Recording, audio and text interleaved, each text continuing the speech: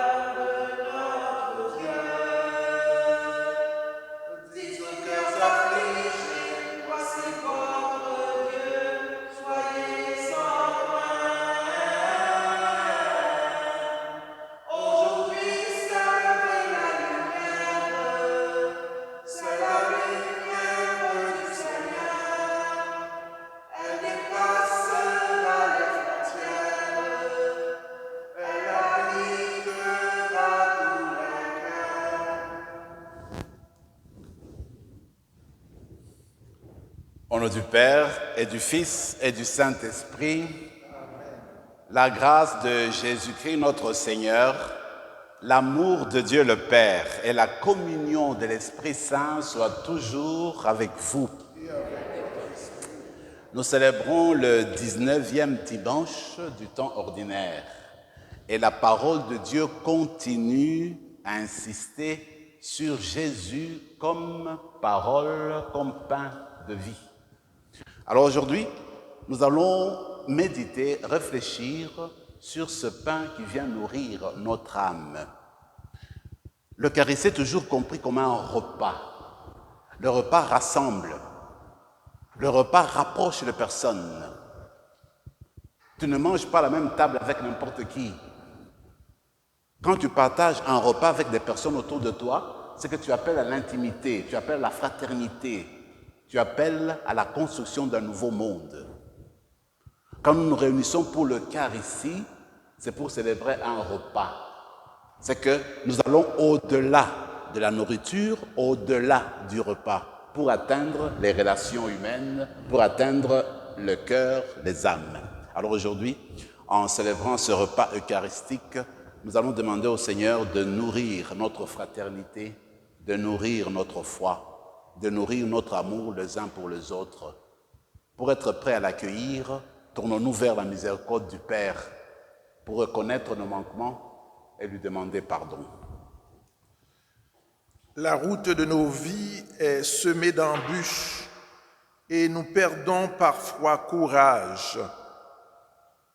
Seigneur, prends pitié de nous. Seigneur, prends pitié de nous. Nous écoutons la parole de Dieu, mais nous ne la mettons pas toujours en pratique. Ô Christ, prends pitié de nous. Ô Christ, prends pitié de nous. Nos cœurs sont lents à croire que tu nous donnes le pain de vie. Seigneur, prends pitié de nous. Seigneur, prends pitié de nous. Que Dieu Tout-Puissant nous fasse miséricorde, qu'il nous pardonne nos péchés et nous conduise à la vie éternelle.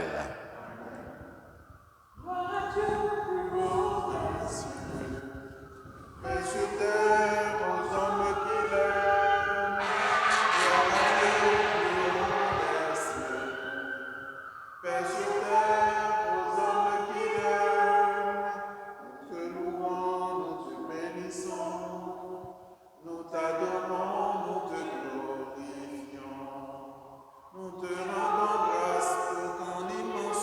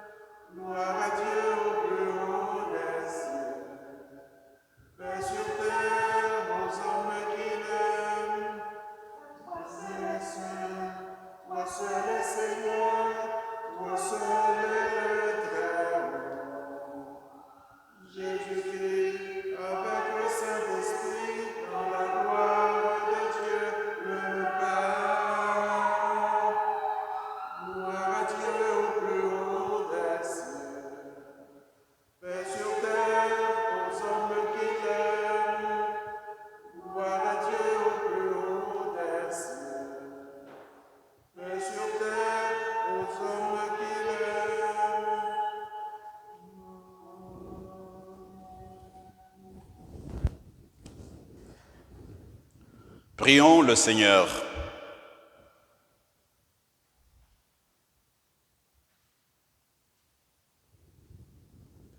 Dieu éternel et tout-puissant, toi que nous pouvons déjà appeler notre Père, fais grandir en nos cœurs l'esprit filial, afin que nous soyons capables d'entrer un jour dans l'héritage qui nous est promis.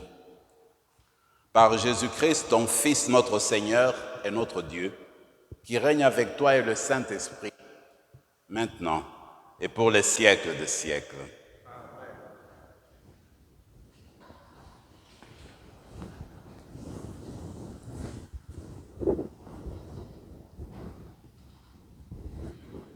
Du premier livre des rois. En ces jours-là, le prophète Élie, fuyant l'hostilité de la reine Jézabel, marcha toute une journée dans le désert. Il vint s'asseoir à l'ombre d'un buisson et demanda la mort en disant « Maintenant, Seigneur, c'en est trop. Reprends ma vie. Je ne vaux pas mieux que mes pères. » Puis il s'étendit sous le buisson et s'endormit. Mais voici qu'un ange le toucha et lui dit « Lève-toi et mange. » Il regarda, et il y avait près de sa tête une galette cuite sur des pierres brûlantes et une cruche d'eau. Il mangea, il but et se rendormit. Une seconde fois, l'ange du Seigneur le toucha et lui dit « Lève-toi et mange, car il est long le chemin qui te reste. » Élie se leva, mangea et but. Puis, fortifié par cette nourriture, il marcha 40 jours et 40 nuits jusqu'à l'Horeb, la montagne de Dieu. Parole du Seigneur. Nous rendons grâce à Dieu. Goûtez et voyez comme est bon le Seigneur. Goûtez et voyez comme est bon le Seigneur. Je bénirai le Seigneur en tout temps, sa louange sans cesse à mes lèvres. Je me glorifierai dans le Seigneur, que les pauvres m'entendent et soient en fête. Goûtez et voyez comme est bon le Seigneur. Magnifiez avec moi le Seigneur, exaltons tous ensemble son nom. Je cherche le Seigneur, il me répond. De toutes mes frayeurs, il me délivre. Goûtez et voyez comme est bon le Seigneur. Qui regarde vers lui resplendira, sans ombre ni trouble au visage. Un pauvre crie, le Seigneur entend, il le sauve de toutes ses angoisses. Goûtez et voyez comme est bon le Seigneur. L'ange du Seigneur campe alentour pour libérer ceux qui le craignent. Goûtez et voyez, le Seigneur est bon, heureux qui trouve en lui son refuge.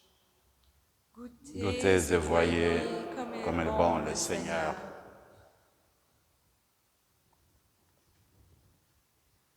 De la lettre de saint Paul apôtre aux Éphésiens. Frères, n'attristez pas le Saint-Esprit de Dieu, qui vous a marqué de son sceau en vue du jour de votre délivrance. Amertume, irritation, colère, éclat de voix ou insulte, tout cela doit être éliminé de votre vie, ainsi que toute espèce de méchanceté. Soyez entre vous pleins de générosité et de tendresse. Pardonnez-vous les uns aux autres, comme Dieu vous a pardonné dans le Christ. Oui, cherchez à imiter Dieu, puisque vous êtes ses enfants bien-aimés. Vivez dans l'amour comme le Christ nous a aimés et s'est livré lui-même pour nous, s'offrant en sacrifice à Dieu comme un parfum d'agréable odeur. Parole du Seigneur. Nous rendons grâce à Dieu.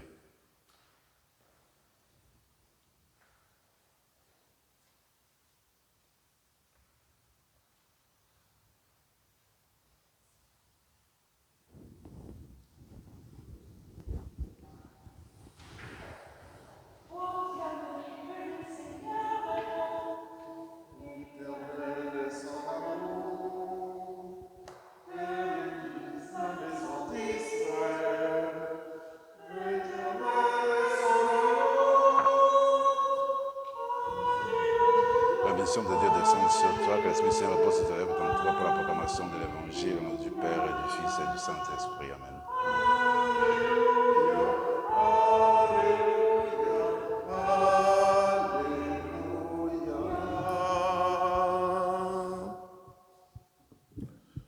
Le Seigneur soit avec vous. Et avec votre esprit. Évangile de Jésus-Christ selon Saint Jean. Gloire à toi, Seigneur.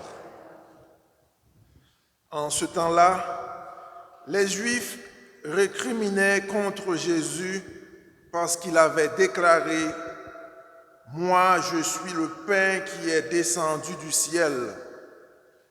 Ils disaient « Celui-là n'est-il pas Jésus, fils de Joseph ?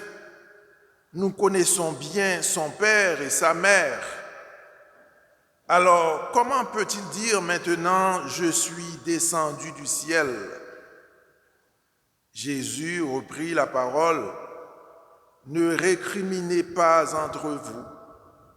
Personne ne peut venir à moi si le Père qui m'a envoyé ne l'attire, et moi je le ressusciterai au dernier jour.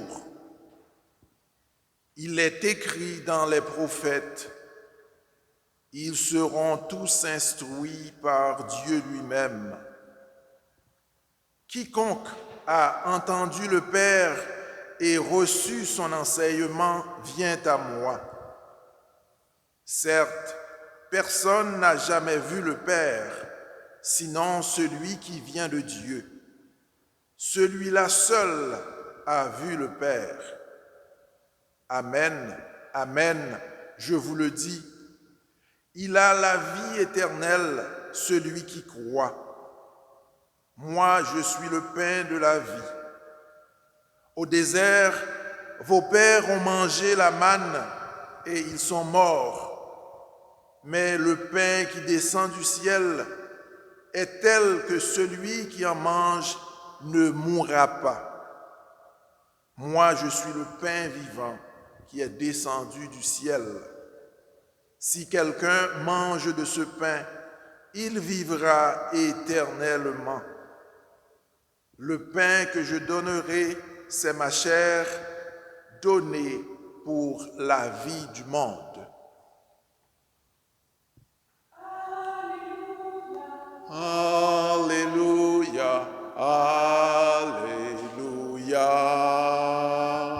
Alléluia, Alléluia, Alléluia.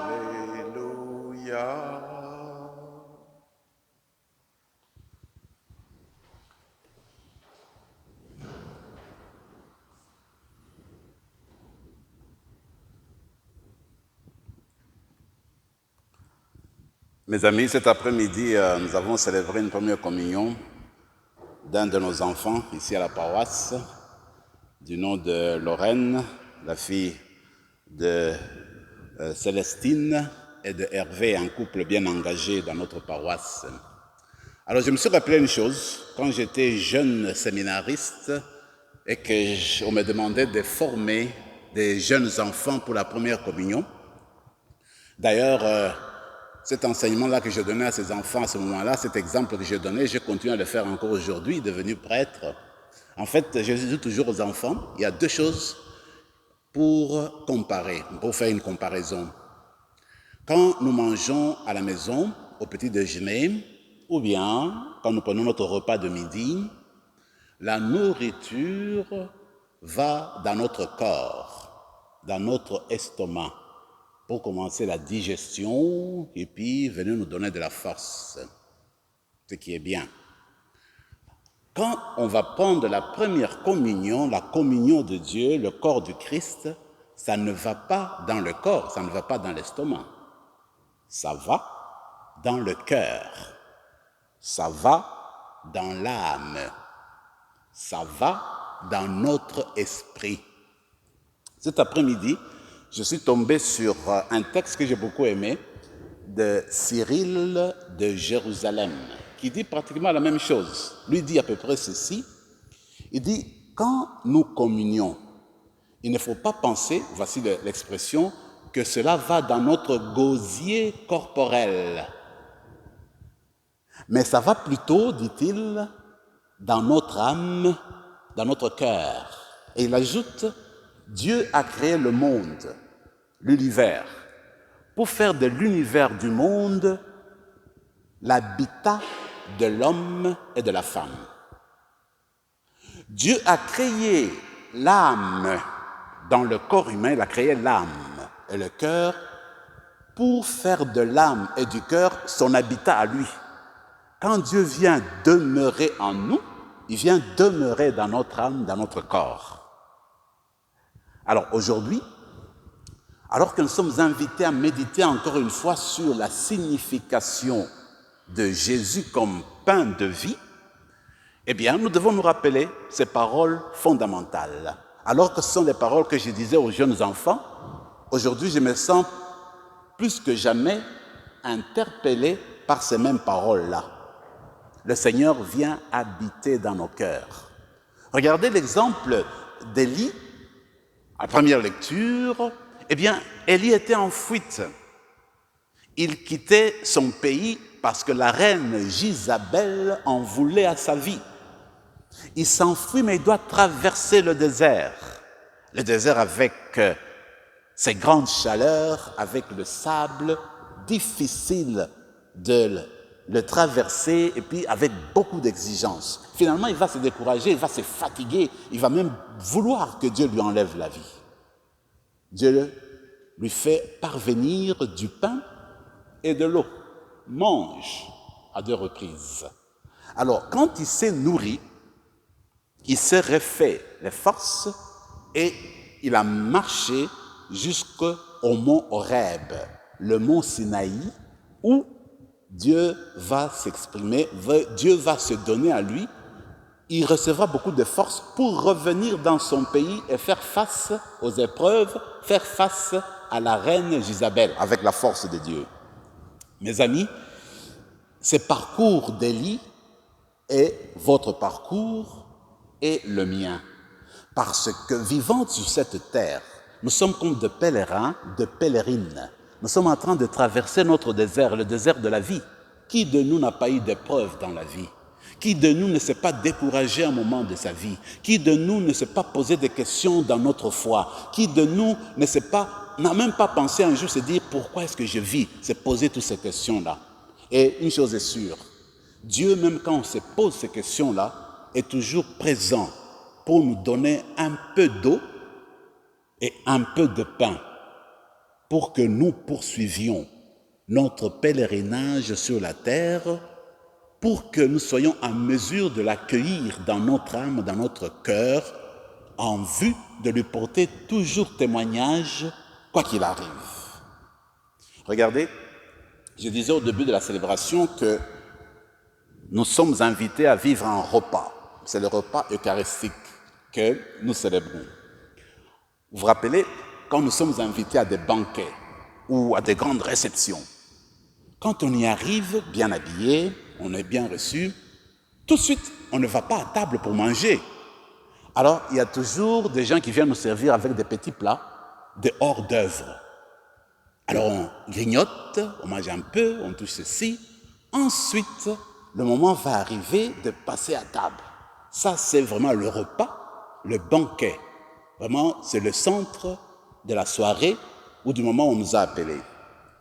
Mais quand il s'agit de la parole de Dieu, de notre repas eucharistique, il y a 2 tables. On mange 2 repas, c'est spécial. Le premier repas, c'est celui-ci, à l'ambon, la table de la parole. Le deuxième repas, quand on aura fini ici, on va passer à la deuxième table pour manger encore. Là, c'est le corps du Christ. Dieu est formidable. Donc, il nous demande au banquet de passer à 2 tables qu'on ne voit jamais dans nos réceptions à nous. Alors, sur cette table-ci, à cette table, eh bien, le Seigneur nous invite à accueillir sa parole. Souvent, quand on écoute la parole de Dieu, on entend le début d'un récit, tout de suite on se dit « Oh, je sais déjà comment ça va finir. Je me rappelle de l'histoire. » On peut même être distrait pour aller jusqu'à la fin, parce qu'on connaît déjà l'histoire. Mais une chose est sûre, Peut-être que nous connaissons l'histoire, peut-être que nous connaissons la parole de Dieu, mais est-ce qu'on s'en nourrit? Est-ce qu'on se nourrit vraiment de cette parole? Je lisais un témoignage d'un auteur, lui, qui disait qu'après la Deuxième Guerre mondiale, on peut dire que notre manière de se nourrir, de manger, a beaucoup évolué jusqu'à aujourd'hui. Ça s'est même raffiné. Quand on va dans les épiceries, nous avons plusieurs choix pour manger n'importe quoi.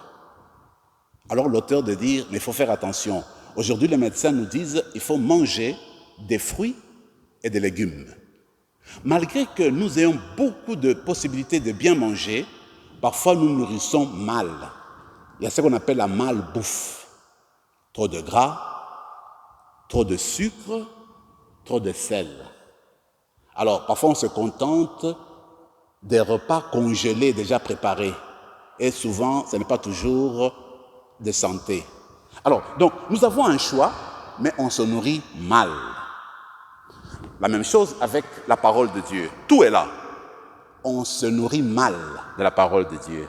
C'est-à-dire que quand tu as un récit, tu le prends, tu écoutes, mais la question qu'il faut se poser, ce récit-là n'a pas été raconté pour les personnes il y a plus de 2000 ans qui ont vécu. Ce récit-là te concerne toi aujourd'hui, me concerne moi aujourd'hui. Tu te poses la question de savoir en quoi ce récit vient me chercher aujourd'hui. Qu'est-ce que Dieu veut me dire parce que je viens d'entendre aujourd'hui? Qu'est-ce qui me concerne dans cette proclamation de la parole de Dieu? Alors on s'ouvre, on veut écouter et on veut s'impliquer dans la parole de Dieu. On veut mettre en pratique la parole de Dieu parce que cette parole nous appelle à la transformation, au changement et à amorcer une nouvelle vie. Voilà la question qu'on doit se poser, qu'on doit chercher.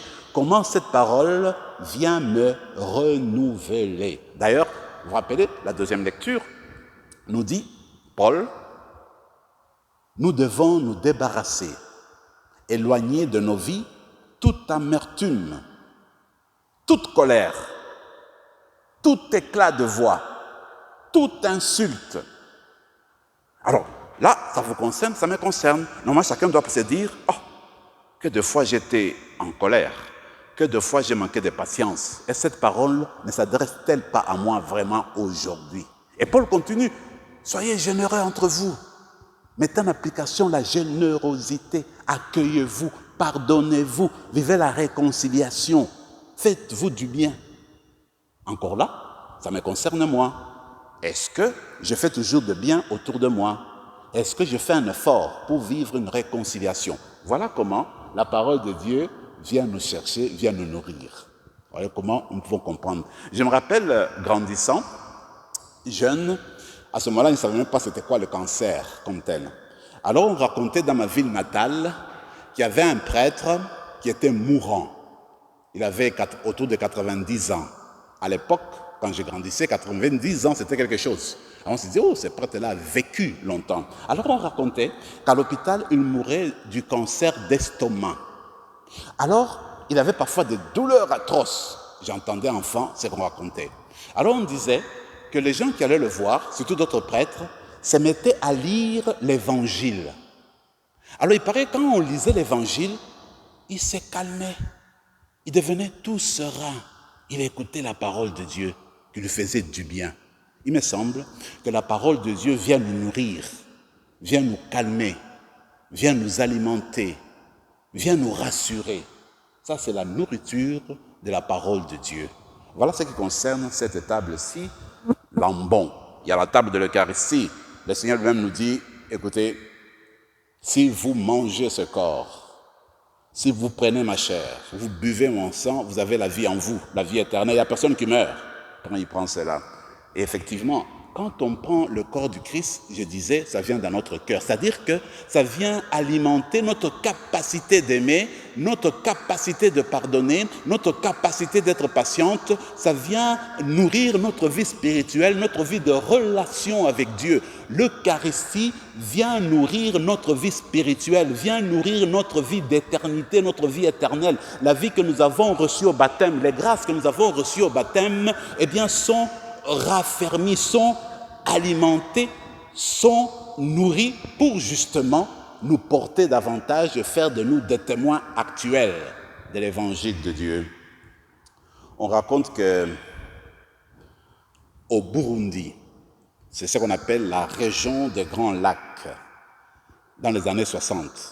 Vous savez que cette région-là, ça prend aussi quelques régions de la République démocratique du Congo. Et dans cette région-là, c'était surtout ce qu'on appelait les Pères Blancs qui ont évangélisé cette partie-là. Les Pères Blancs, en fait, leur nom officiel, c'est les missionnaires d'Afrique.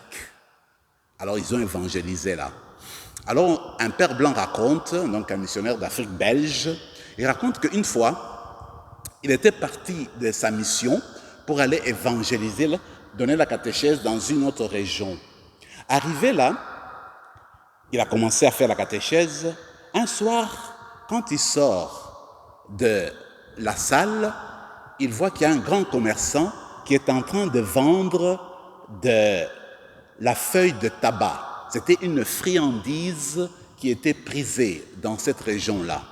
Il s'est dit, pour aider les gens, je vais tout acheter. Il a tout acheté et il a commencé à distribuer aux personnes. Il arrive devant une dame d'un certain âge. Il lui donne la feuille de tabac. La dame le regarde et dit, écoute, je voudrais aussi autre chose.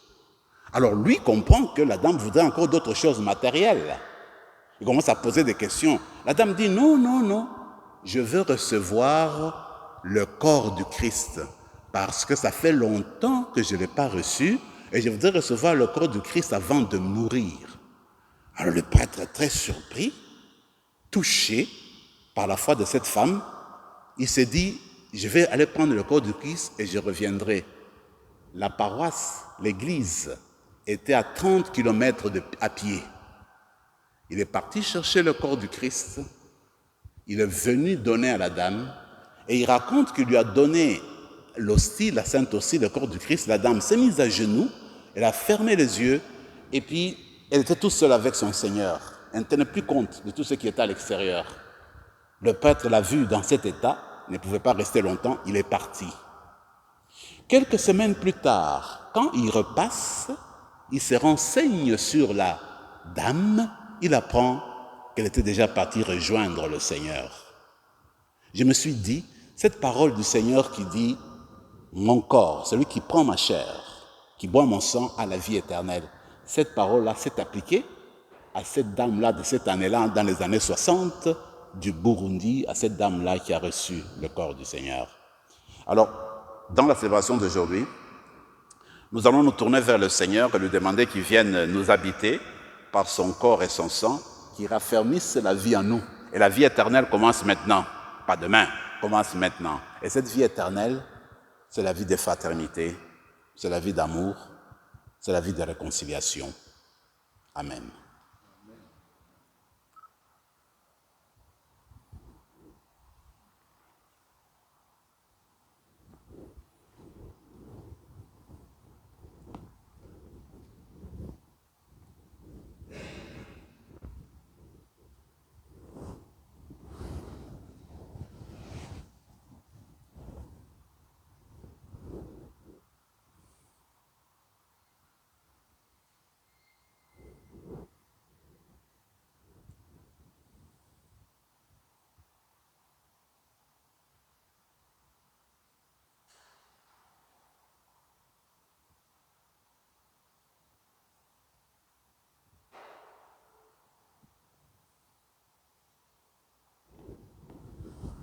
Je crois en Dieu, le Père Tout-Puissant, Créateur du ciel et de la terre, et en Jésus-Christ, son Fils unique, notre Seigneur, qui a été conçu du Saint-Esprit, est né de la Vierge Marie, a souffert sous Ponce Pilate, a été crucifié, est mort, a été enseveli, est descendu aux enfers. Le troisième jour est ressuscité des morts, est monté aux cieux, est assis à la droite du Père Tout-Puissant, deviendra juger les vivants et les morts. Je crois en l'Esprit Saint, à la Sainte Église catholique, à la communion des saints, à la rémission des péchés, à la résurrection de la chair, à la vie éternelle. Amen. Le Seigneur se soucie de tous ses enfants bien-aimés. Il écoute les prières de ceux et celles qui crient vers lui. Confions-lui les préoccupations et les besoins de nos frères et sœurs du monde entier et disons-lui, Seigneur, montre-nous ton amour. Seigneur, montre-nous ton amour pour l'Église, afin qu'elle sache guider sur le chemin de la foi ceux et celles qui doutent de l'amour de Dieu. Prions le Seigneur. Seigneur, montre-nous ton amour. Pour les personnes qui, comme le prophète Élie, traversent des moments de désert et sont tentés de se décourager, prions le Seigneur. Seigneur, montre-nous ton amour. Pour que de plus en plus de petits groupes de partage de la parole permettent à des gens de grandir dans la foi et de devenir des témoins crédibles de la bonne nouvelle.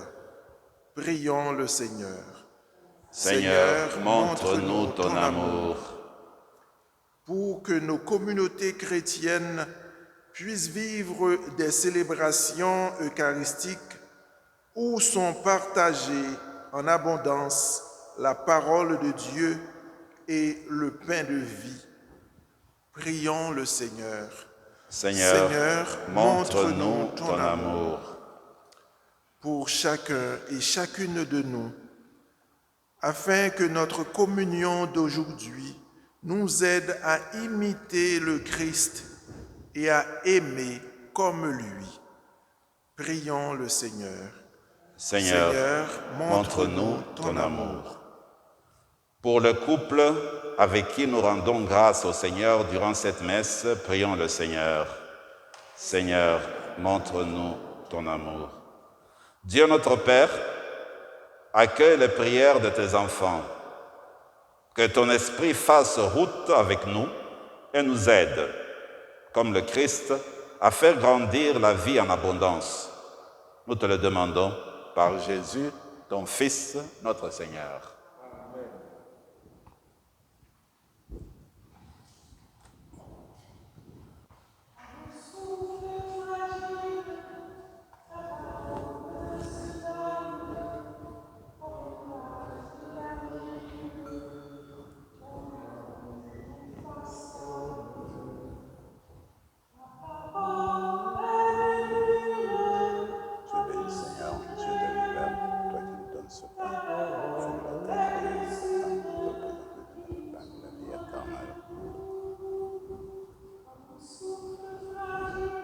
Seigneur, Dieu de l'univers, toi qui nous donnes ce pain, fruit de la vigne et du travail des hommes et des femmes, nous te le présentons et deviendra le vin du royaume éternel. Nous pauvres, nous te supplions, Seigneur, accueille-nous, que notre sacrifice en ce jour trouve grâce devant toi. La vie de nos fautes, Seigneur, purifie-nous de nos péchés.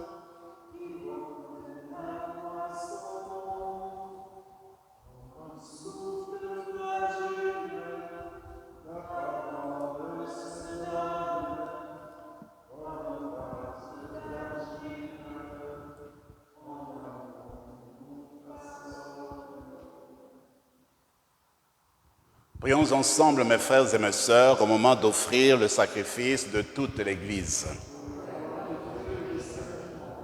Seigneur, tu as donné ces présents à ton Église pour qu'elle puisse te les offrir. Et tu peux en faire le sacrement de notre salut. Daigne les accueillir favorablement. Par Jésus, le Christ, notre Seigneur. Le Seigneur soit avec vous. Élevons notre cœur. Rendons grâce au Seigneur notre Dieu.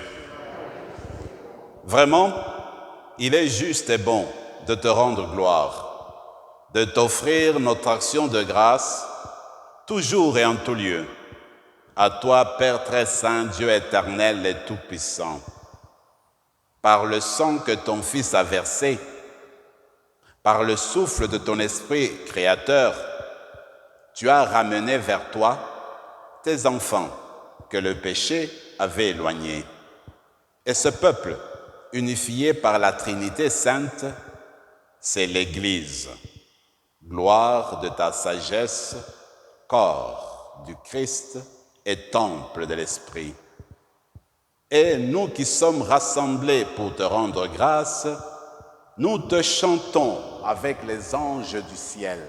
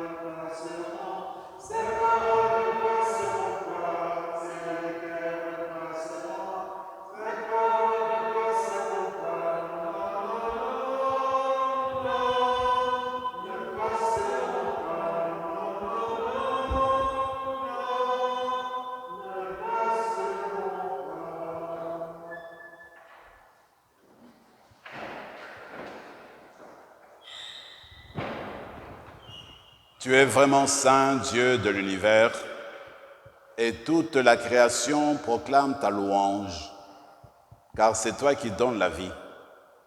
C'est toi qui sanctifies toutes choses par ton Fils Jésus-Christ notre Seigneur, avec la puissance de l'Esprit Saint. Et tu ne cesses de rassembler ton peuple, afin qu'il te présente partout dans le monde une offrande pure. C'est pourquoi nous te supplions de consacrer toi-même les offrandes que nous apportons.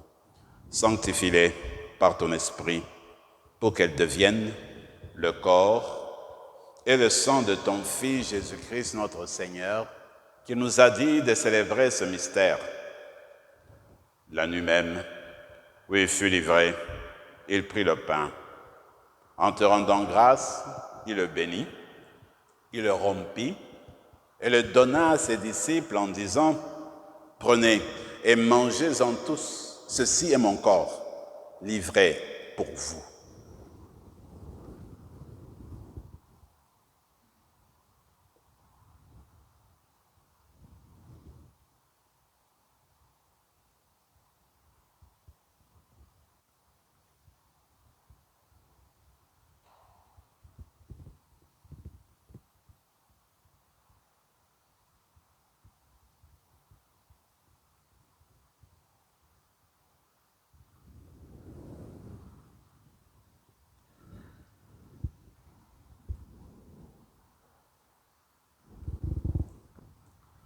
De même, à la fin du repas, il prit la coupe. De nouveau, il rendit grâce et la donna à ses disciples en disant, « Prenez et buvez-en tous, car ceci est la coupe de mon sang, le sang de l'alliance nouvelle et éternelle, qui sera versé pour vous et pour la multitude en rémission des péchés. Vous ferez cela en mémoire de moi. »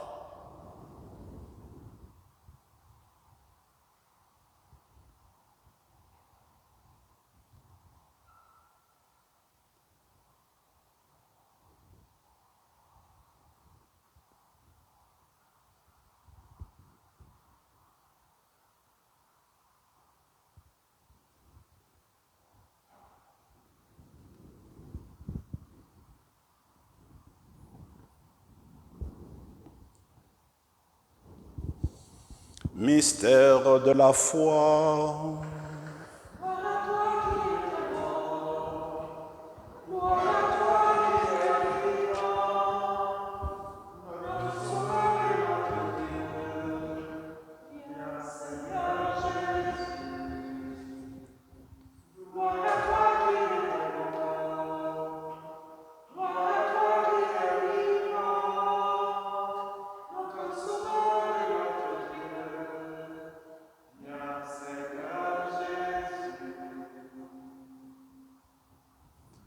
en faisant mémoire de ton Fils, de sa passion qui nous sauve, de sa glorieuse résurrection et de son ascension dans le ciel, alors que nous attendons son dernier avènement, nous présentons cette offrande vivante et sainte pour te rendre grâce.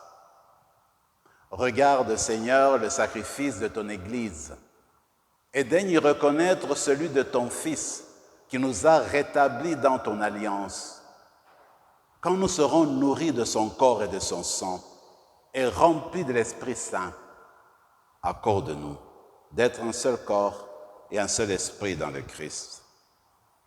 Que l'Esprit Saint fasse de nous une éternelle offrande à ta gloire, pour que nous obtenions un jour les biens du monde à venir auprès de la Vierge Marie, la bienheureuse Mère de Dieu, avec Saint Joseph son époux, avec les apôtres, les martyrs, Saint Rémy et tous les saints qui ne cessent d'intercéder pour nous.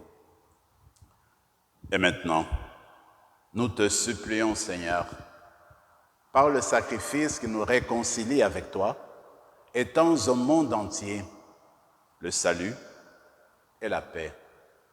Affermis la foi et la charité de ton Église au long de son chemin sur la terre. Veille sous ton serviteur le pape François, notre évêque Marcel, l'ensemble des évêques, les prêtres, les diacres et tout le peuple de racheté. Écoute les prières de ta famille assemblée devant toi et ramène à toi, Père très aimant, tous tes enfants dispersés. Pour nos frères et sœurs de faim, pour les hommes et pour les femmes qui ont quitté ce monde dont tu connais la droiture, nous te prions. Reçois-les dans ton royaume, où nous espérons être comblés de ta gloire tous ensemble et pour l'éternité, par le Christ notre Seigneur, par qui tu donnes au monde toute grâce et tout bien. Par lui, avec lui et en lui, à toi, Dieu le Père Tout-Puissant, dans l'unité du Saint-Esprit, tout honneur et toute gloire pour les siècles des siècles.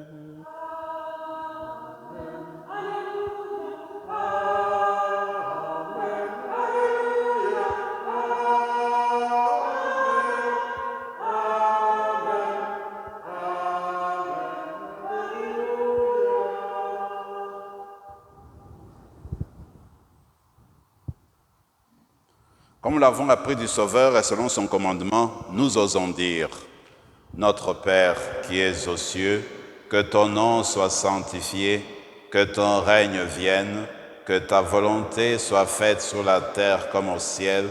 Donne-nous aujourd'hui notre pain de ce jour. Pardonne-nous nos offenses comme nous pardonnons aussi à ceux qui nous ont offensés et ne nous laisse pas entrer en tentation, mais délivre-nous du mal. » Délivre-nous de tout mal, Seigneur, et donne la paix à notre temps. Par ta miséricorde, libère-nous du péché. Rassure-nous devant les épreuves, en cette vie où nous espérons le bonheur que tu promets et l'avènement de Jésus-Christ, notre Sauveur.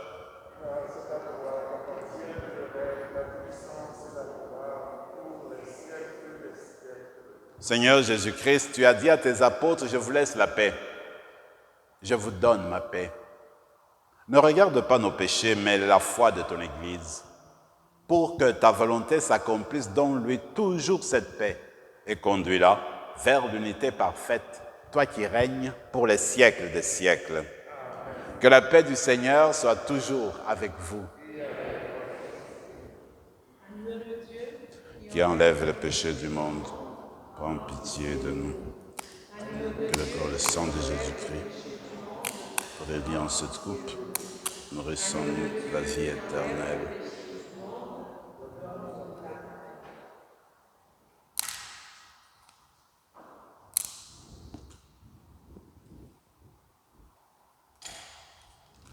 Seigneur Jésus-Christ, Fils du Dieu vivant, selon la volonté du Père, avec la puissance du Saint-Esprit, tu as donné par ta mort la vie au monde.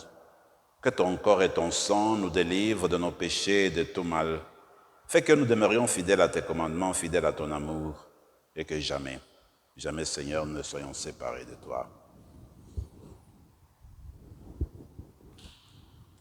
Heureux les invités au repas du Seigneur. Voici le pain de la vie. Il est l'agneau de Dieu qui enlève le péché du monde.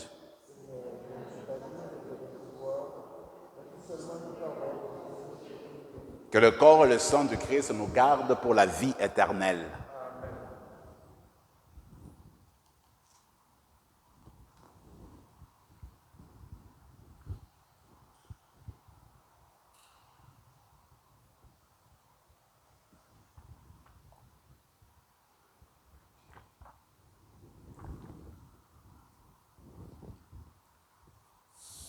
Le corps de Christ.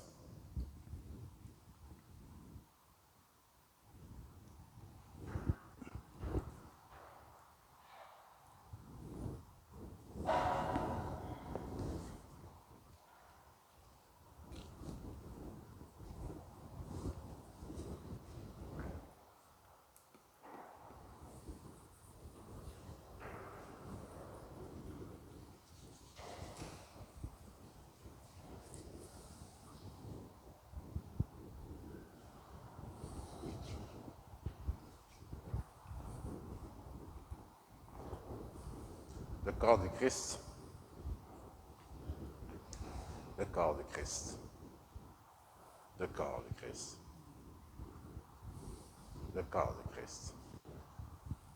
Le corps de Christ. Le corps de Christ. Le corps de Christ.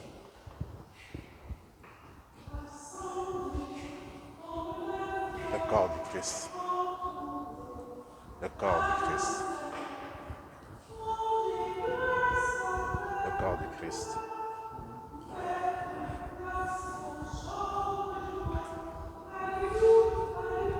Le corps de Christ. Le corps de Christ. Le corps de Christ.